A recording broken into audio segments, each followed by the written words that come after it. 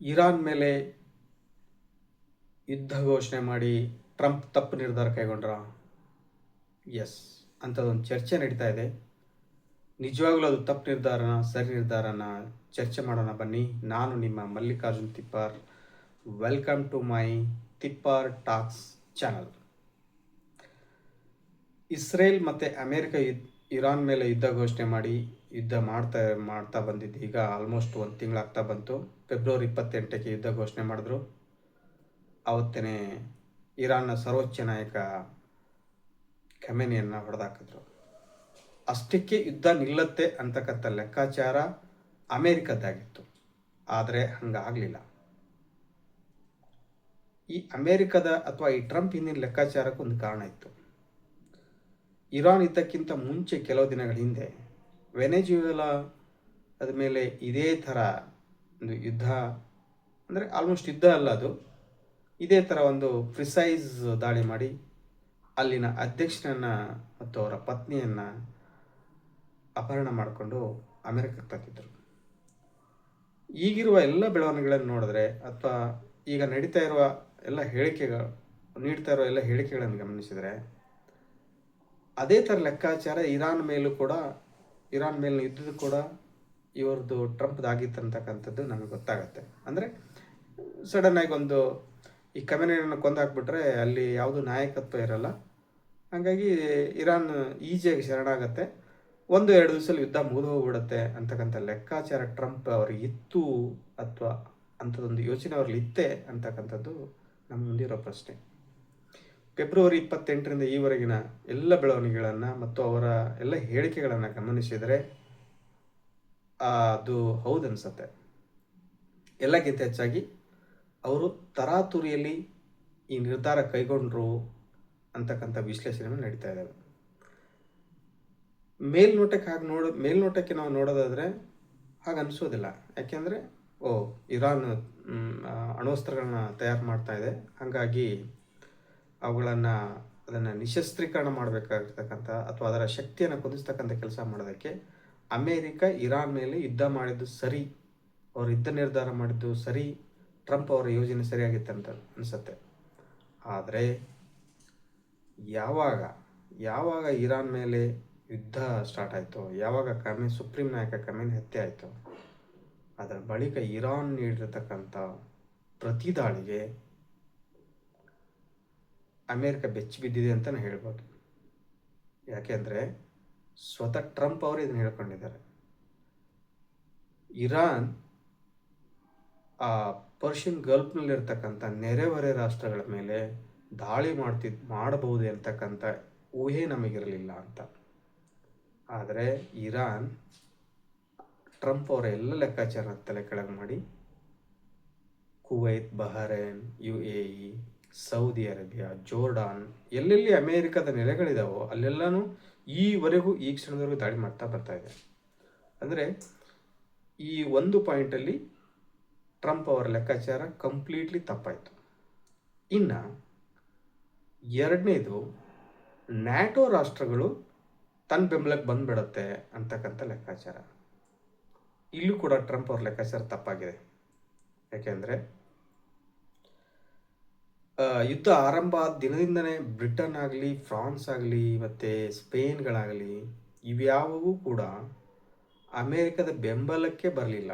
In fact Trump ಅವರು ಬಹಿರಂಗವಾಗಿ ಬನ್ನಿ, ಹೋರ್ಮುಜ್ ಜಲಸಂಧಿಯನ್ನು ಮುಕ್ತಗೊಳಿಸಲು ನೀವು ಬನ್ನಿ ಅಂತ ನ್ಯಾಟೋ ರಾಷ್ಟ್ರಗಳಿಗೆ ಕರೆ ಕೊಟ್ಟರು. ಅಷ್ಟಲ್ಲದೆ ಹೋರ್ಮುಜ್ ಜಲಸಂಧಿಯನ್ನು ಬಳಸ್ತಕ್ಕಂಥ ಏಷ್ಯನ್ ಕಂಟ್ರಿಗಳು, ಅದು ಚೀನಾ ಆಗಿರ್ಬೋದು, ಜಪಾನ್ ಆಗಿರ್ಬೋದು, ಇಂಡಿಯಾ ಮತ್ತಿತರ ಕಂಟ್ರಿಗಳು ಯಾವುವೂ ಕೂಡ ಹೋರ್ಮುಜ್ ಜಲಸಂಧಿಗೆ ಯುದ್ಧ ನೌಕೆಗಳನ್ನು ಕಳಿಸಲಿಲ್ಲ. ಈ ಪಾಯಿಂಟ್ ಕೂಡ ನೀವು ಗಮನಿಸಬೇಕಾಗತ್ತೆ.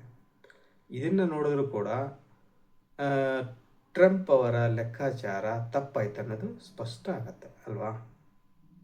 ಇನ್ನು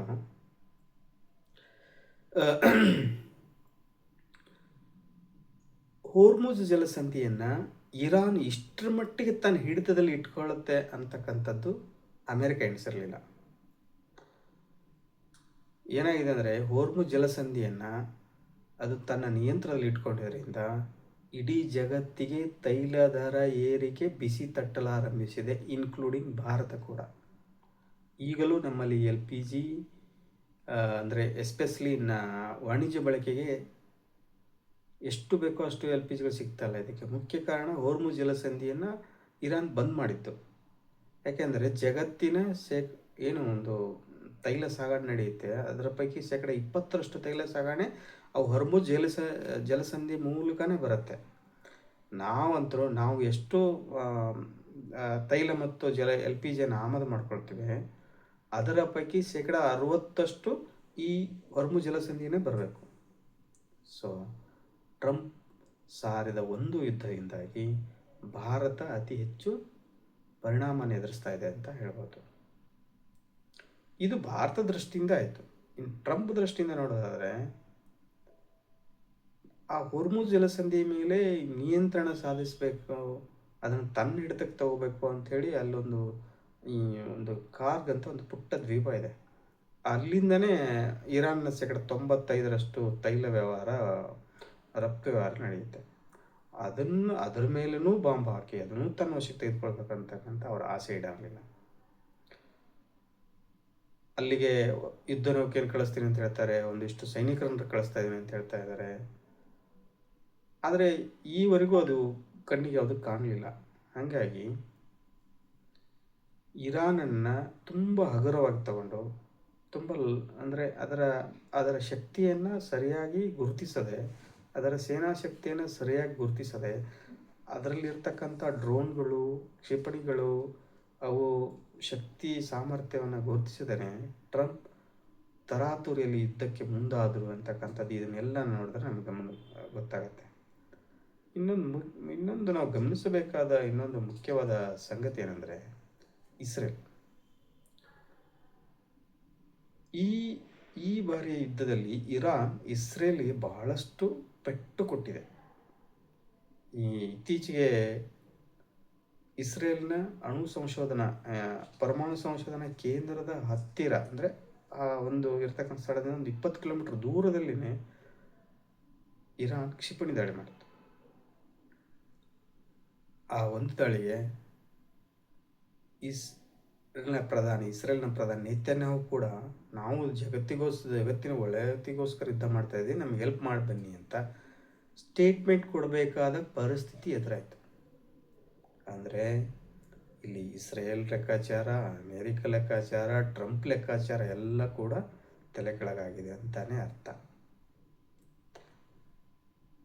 ಈ ಅಮೇರಿಕ ಅಧ್ಯಕ್ಷ ಟ್ರಂಪ್ ಅವ್ರದ್ದು ಎಣಿಸಿದ್ದು ವೆನೆಜುವೆಲಾ ರೀತಿ, ಹಂಗೋಗಿ ಬಂದುಬಿಟ್ರೆ ಇರಾನ್ ಯುದ್ಧ ಮುಗಿದೋಗ್ಬಿಡತ್ತೆ, ಖಮೇನಿನ ಹತ್ಯೆ ಮಾಡಿದ್ರೆ ಇರಾನ್ ಯುದ್ಧ ಮುಗಿದೋಗ್ಬಿಡತ್ತೆ ಅಂತೆಲ್ಲ ಅಂದ್ಕೊಂಡಿದ್ರು. ಬಟ್ ಆ ರೀತಿ ಯಾವುದೂ ಆಗಲಿಲ್ಲ. ಇನ್ನು ಕೊನೆಯದಾಗಿ ನಾವು ಗಮನಿಸಬೇಕಾದ್ದು ಮತ್ತೊಂದು ಅಂಶ ಅಂದರೆ, ಟ್ರಂಪ್ ಕೈಗೊಂಡ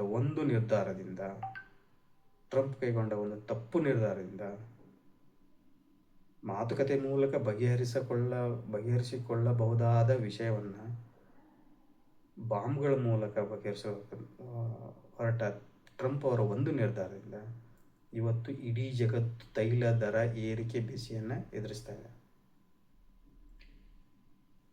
ಇಡೀ ಜಗತ್ತಿನ ಆರ್ಥಿಕತೆ ಮೇಲೆ ಪರಿಣಾಮ ಬೀರ್ತಾ ಇದೆ. ಈ ಯುದ್ಧ ಇನ್ನೊಂದು 2 ವಾರನೋ 3 ವಾರನೋ ಹಂಗೆ ಕಂಟಿನ್ಯೂ ಆದರೆ ಖಂಡಿತವಾಗಿಯೂ ಜಗತ್ತಿನ ಬಹುತೇಕ ರಾಷ್ಟ್ರಗಳಲ್ಲಿ ತೈಲ ಹಾಹಾಕಾರ ಎದ್ದೇಳುತ್ತೆ. ಖಂಡಿತವಾಗಿಯೂ ನೈಸರ್ಗಿಕ ಅನಿಲ, LPG ಎಲ್ಲದಕ್ಕೂ ಕೊರತೆ ಆಗುತ್ತೆ.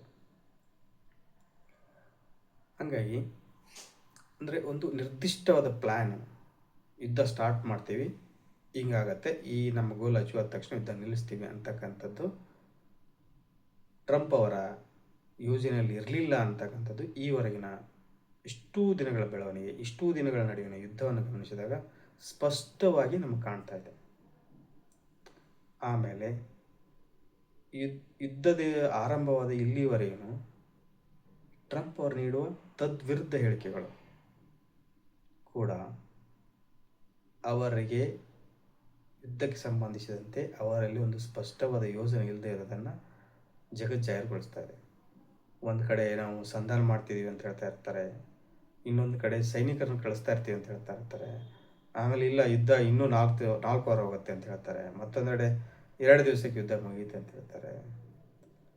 ಈಗ ರೀಸೆಂಟಾಗಿ ಇಲ್ಲ ಇರಾನ್ ನಮ್ಮ ಬೇಡಿಕೆಗಳನ್ನ ಒಪ್ಕೊಂಡಿದೆ, 5 ದಿವಸಗಳು ನಾವು ಯುದ್ಧ ಮಾಡಲ್ಲ ಅಂತ ಹೇಳಿದರು. ನೋಡಿದ್ರೆ ಮಾರನೇ ದಿನವೇ ಇಸ್ರೇಲು ಮತ್ತು ಇರಾನ್ ಪರಸ್ಪರ ಬಾಂಬಿಂಗು, ಕ್ಷಿಪಣಿ ದಾಳಿಗಳನ್ನು ಮಾಡ್ತಾ ಇದೆ. ಸೊ ಇದೆಲ್ಲ ಏನು ತೋರಿಸ್ತಾ ಇದೆ ಅಂದರೆ, ಒಂದು ಸ್ಪಷ್ಟವಾದ ಯೋಜನೆ ಇಲ್ಲದೇ ಇರಾನ್ ಮೇಲೆ ಅಮೇರಿಕ ಯುದ್ಧಕ್ಕೆ ಮುಂದಾಯ್ತಾ ಅಂತಕ್ಕಂಥ ಒಂದು ಬೃಹತ್ ಪ್ರಶ್ನೆಯನ್ನು ನಮ್ಮ ಮುಂದೆ ಇಡ್ತಾ ಇದೆ. ಇವಿಷ್ಟನ್ನು ಈವರೆಗೆ ನಾನು ಹೇಳ್ತಕ್ಕಂಥ ಎಲ್ಲ ವಿಷಯಗಳನ್ನು, ಈವರೆಗಿನ ಎಲ್ಲ ಬೆಳವಣಿಗೆಗಳು ಗಮನಿಸಿದರೆ ತಪ್ಪು ನಿರ್ಧಾರ ಮಾಡಿರುವುದು ಹೌದು ಅನಿಸುತ್ತದೆ. ಮತ್ತು ಇದೇ ರೀತಿ ಎಲ್ಲ ವಿಶ್ಲೇಷಣೆ ನಡೀತಾ ಇದ್ದಾವೆ.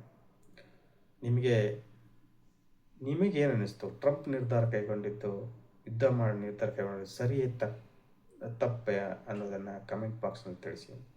ನಮಸ್ಕಾರ. Thank you.